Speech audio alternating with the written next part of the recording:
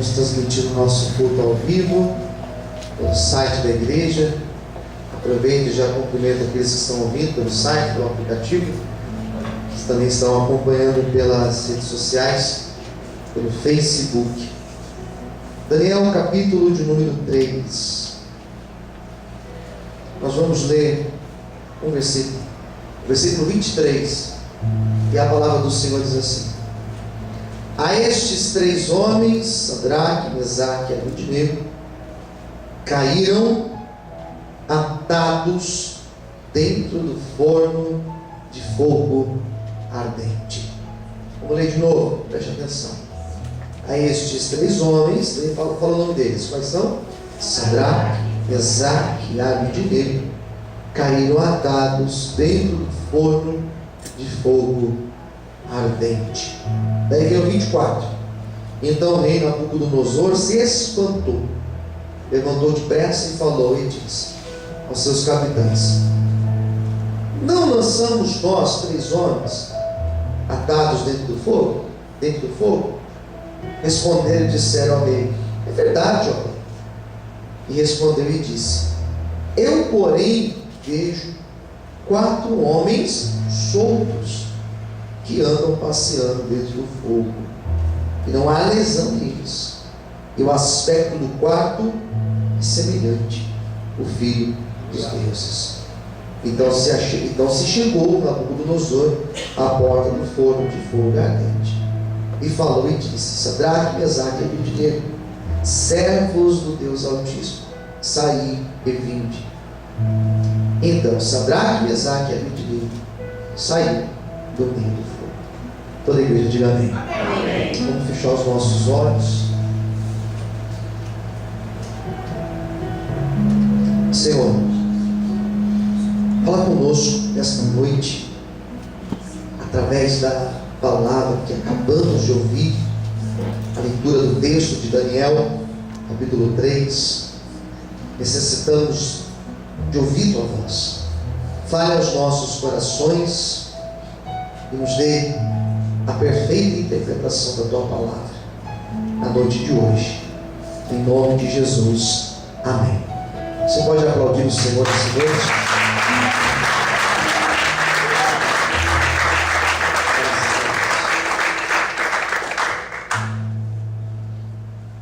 O que fazer nos momentos de desafios? Essa a minha pergunta e tema da minha pregação de hoje. O que fazer nos momentos de desafios? O que fazer nos momentos difíceis, momentos de crises, nos momentos em que a nossa fé ela é provada? E como temos esses momentos? Como nós passamos por experiências difíceis? Como nós somos provados, e às vezes somos provados em áreas que são tão delicadas na nossa vida, que parece que nós não vamos suportar. Às vezes a aprovação ela chega a causar dor na nossa alma, causar desespero. Às vezes nós ficamos tão preocupados e aflitos perante uma situação difícil, um desafio, perdemos sono, perdemos o apetite, perdemos o sorriso, e o pior, às vezes perdemos até a paz. Então a minha leitura de hoje do texto, ela é uma leitura que nos vai fazer entender como lidar com esses momentos da vida, momentos delicados, momentos em que a nossa fé ela é provada. Talvez você vai se identificar diretamente com a palavra de hoje, porque talvez hoje você está assim, desse jeito, num momento difícil. Talvez você vai se identificar com esta palavra, porque talvez essa semana tenha sido para você uma semana que não começou bem, Parece que o seu dia não foi tão bom assim. Ou talvez o teu ano não tenha sido tão bom assim. E como lidar com isso? Eu vou trazer algumas ideias justamente em cima dessa pergunta.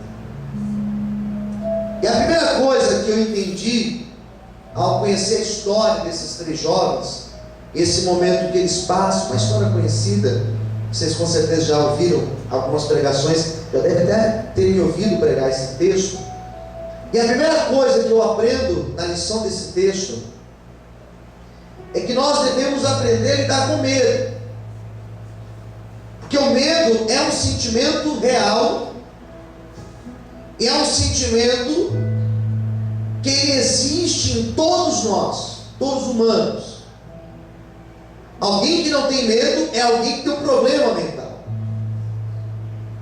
Alguém que não tem medo é alguém que ele com certeza carrega um problema psiquiátrico sério. Porque um dos mecanismos de defesa, de autodefesa que temos, é o medo. É justamente o medo que vai me impor alguns limites, para que eu não venha pôr a minha vida em risco em determinadas situações. O medo me faz brecar, o medo me faz voltar para trás. O medo me faz pensar 2 vezes se vou ou não vou fazer determinada coisa. Mas o medo ele deve ser algo que nós dominamos e não sermos dominados por ele. O medo desse texto, ele não é encarado como um sentimento natural, lei natural, não é um sentimento natural do homem apenas citado aqui. O medo aqui ele está relacionado a uma palavra de ameaça. E uma ameaça que dizia: olha, se vocês não se dobrarem perante a grande estátua edificada por Nabucodonosor, se vocês não negarem o Deus de vocês, vocês serão lançados na fornalha de fogo e vocês serão mortos. A questão aqui não é o medo dominado, o medo instintivo, mas a questão é: e aí?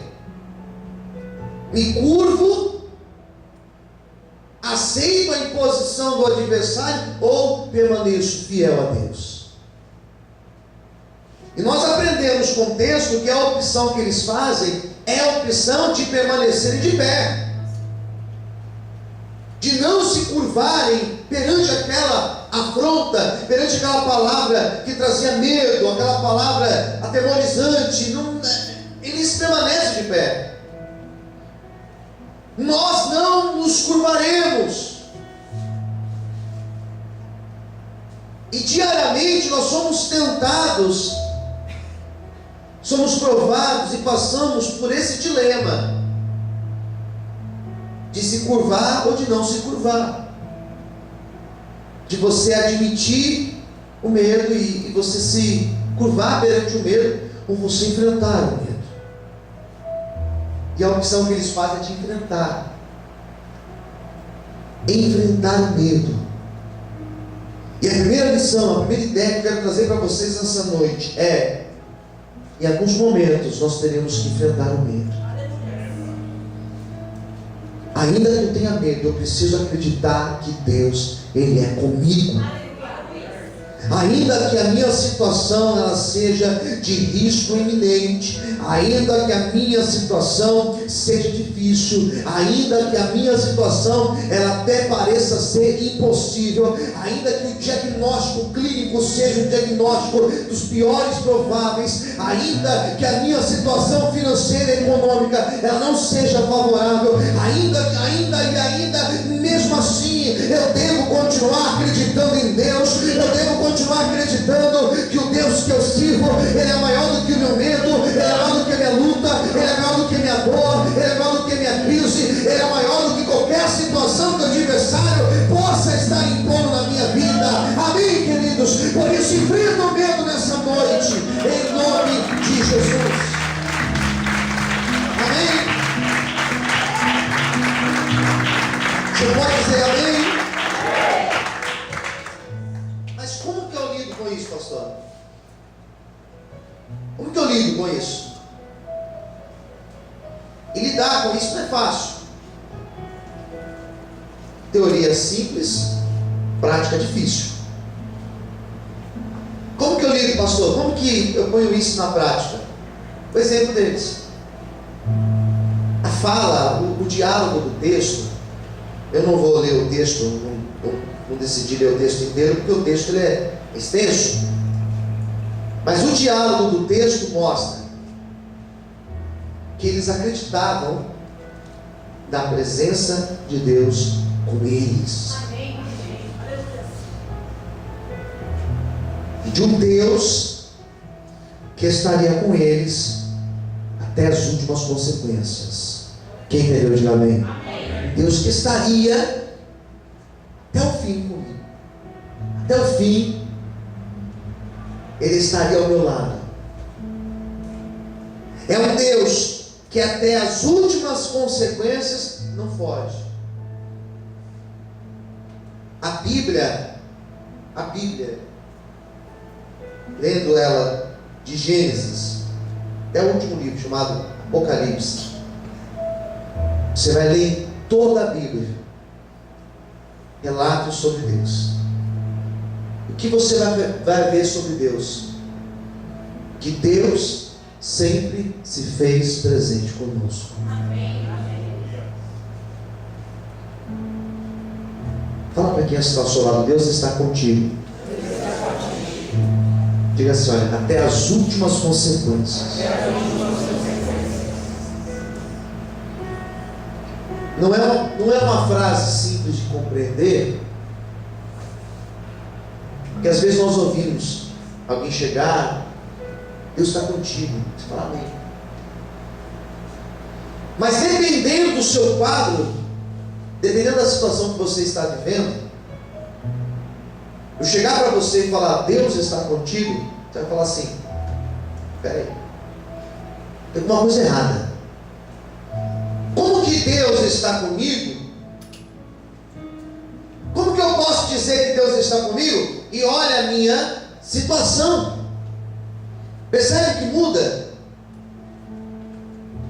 Você chegar num lugar onde tem pessoas sofrendo e você dizer: ó, Deus está contigo. Você chegar agora debaixo da ponte, onde tem alguém que está ali morando, que esse ano perdeu o emprego, perdeu sua casa e hoje mora na rua, você falar: Deus está contigo. Você chegar para alguém que está preso porque cometeu algum crime, ou não, está preso lá inocente, você falar assim: ó, Deus está contigo. A pessoa vai dizer: não tem como Deus estar comigo, olha a minha situação. Então essa expressão, acreditar em Deus, que Ele está comigo até as últimas consequências, ela não é simples de compreensão. Porque às vezes nem nós acreditamos que Deus está conosco, ou nós não acreditamos, dependendo daquilo que nós fazemos, que Deus continua conosco. Porque às vezes nós achamos: peraí, agora Deus não está mais comigo, que eu errei, eu saí da direção de Deus, então Deus me deixou. Peraí, eu fiz errado, então Deus não está mais comigo. Nós temos a impressão que Deus já saiu de perto de nós. Não é difícil encontrar pessoas que chegam para mim com essa ideia: pastor, Deus não está mais comigo, que eu errei. Eu me deparo com textos da Bíblia que dizem que ainda que uma mãe se esqueça do teu filho, Deus jamais se esquecerá de nós.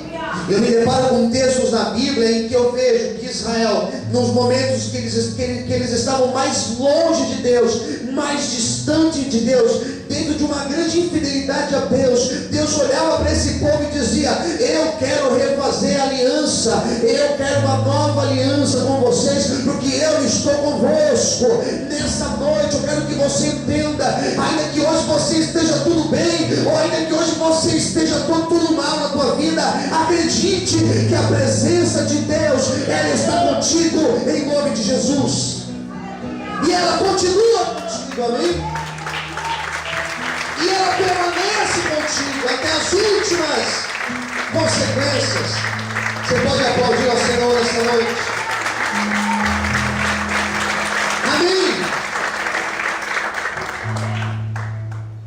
está contigo, Ele permanece contigo.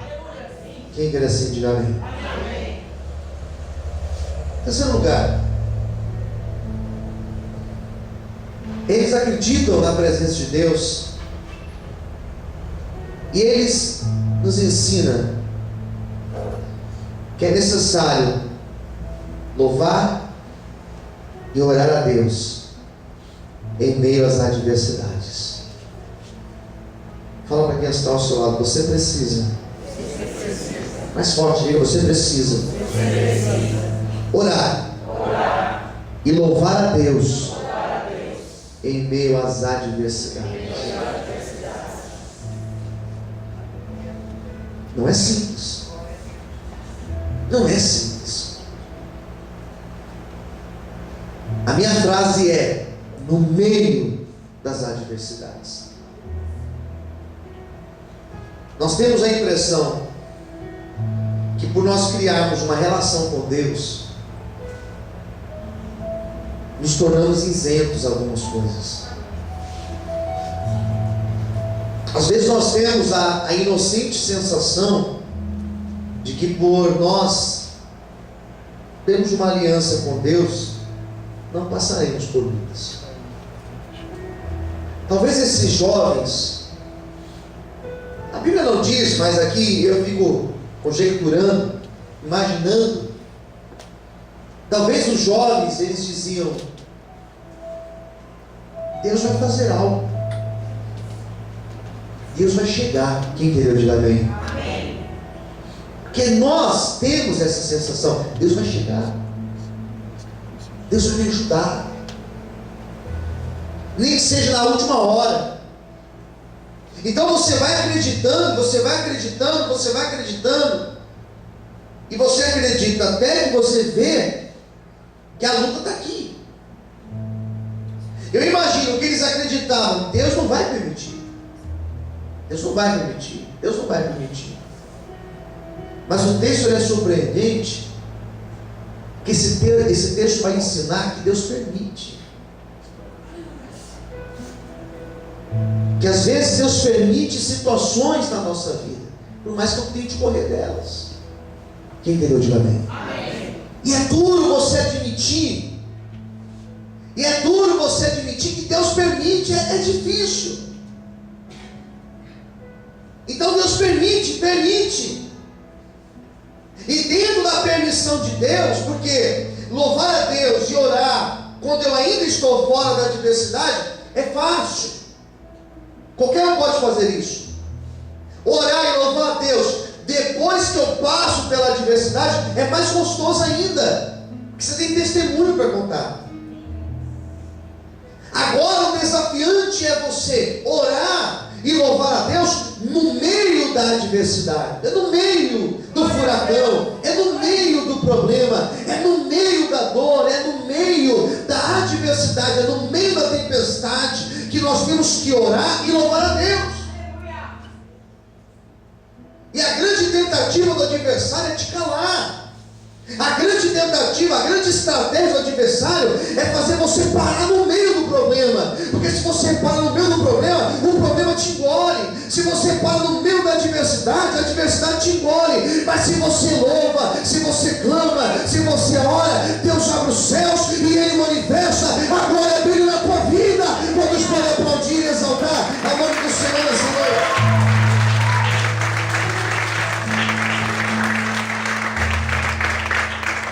Posso ouvir amém?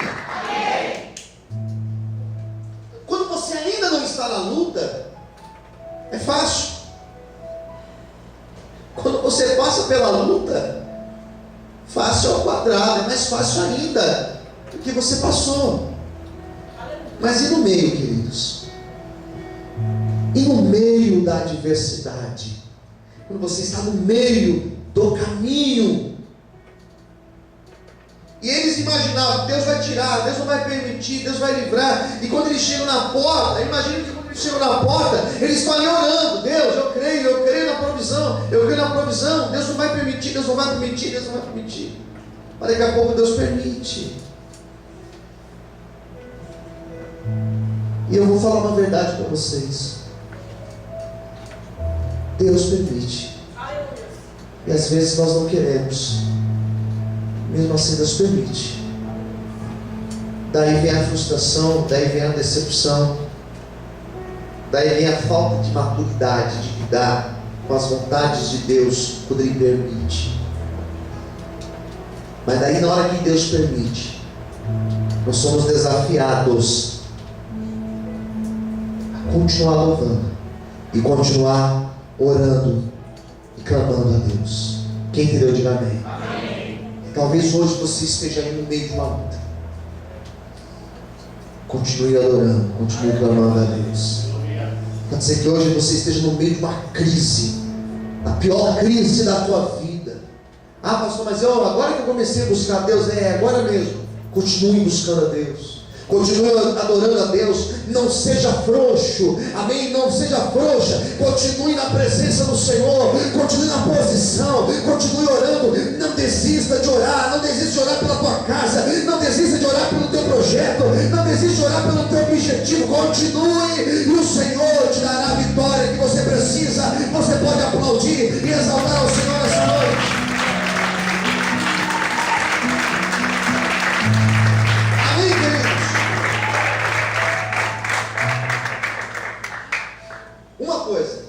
Importante, que nos faz orar e louvar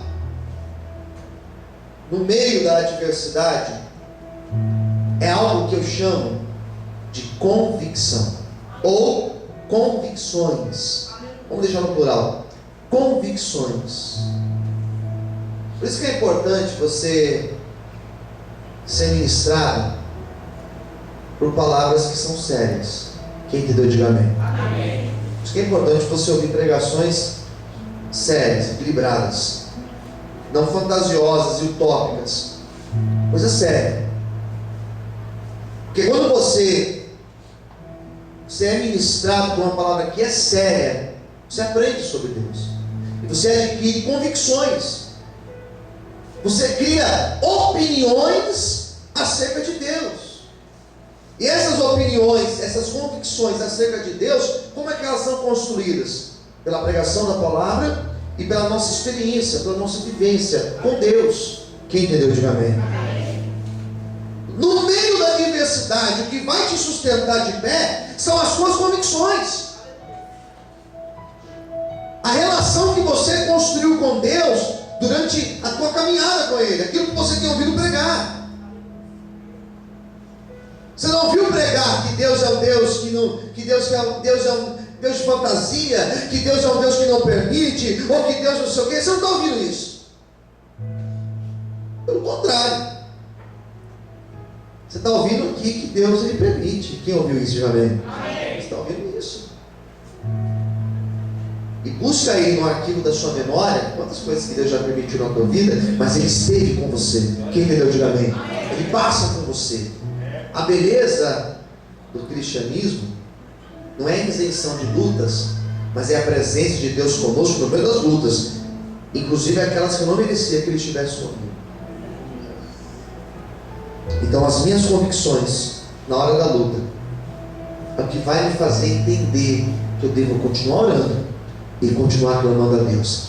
Se eu parei, é porque as minhas convicções elas não estão ainda tão alicerçadas. A minha casa está firmada na areia. Se a minha casa está firmada na rocha, pode vir o vento que for de tribulação, eu continuo adorando, exaltando a Deus. Eu continuo como Jó dizendo: eu sei que o meu Redentor está vivo. Eu continuo como Pedro caminhando sobre as águas. Eu continuo acreditando que Deus abre portas. Eu continuo acreditando que Deus envia uma mesa no deserto. Eu continuo acreditando que o meu Deus é o Deus da cura, é o Deus da restauração, é o Deus da transformação. Eu continuo acreditando que o meu Redentor está vivo, que o meu Deus é o Deus que pode fazer todas as coisas. Você pode aplaudir e exaltar ao Senhor essa noite. Glória a Deus.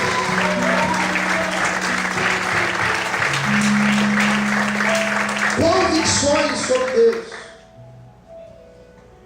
Qual que é a tua convicção sobre Deus?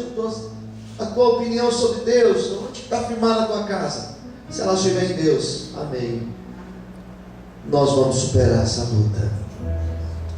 Os 3 jovens caem no meio da fornalha. Um olha para o outro. E aí? Vamos continuar adorando. Diga para o teu irmão do lado: vamos continuar adorando a Deus. Olhe para mim agora. Não importa o que você vai passar, vamos continuar adorando a Deus. No meio da fornalha, pastor. Como é que chama a tua fornalha? Não sei como que chama, não preciso nem saber como que chama a tua fornalha. Talvez a tua casa é uma fornalha. Talvez é o teu casamento, talvez é a vida financeira. Talvez é a tua alma que está parecendo aquela fornalha de fogo. Continua adorando a Deus. E na hora que eles permanecem ali, um junto com o outro ali, amarrados, atados, diz a Bíblia, adorando a Deus, clamando ao Senhor, diz a Bíblia que o 4º homem aparece. O 4º homem tinha um aspecto de anjo. Era o próprio Deus que estava ali com eles. E na hora que o anjo aparece, na hora que a presença de Deus aparece com eles, diz a Bíblia que eles foram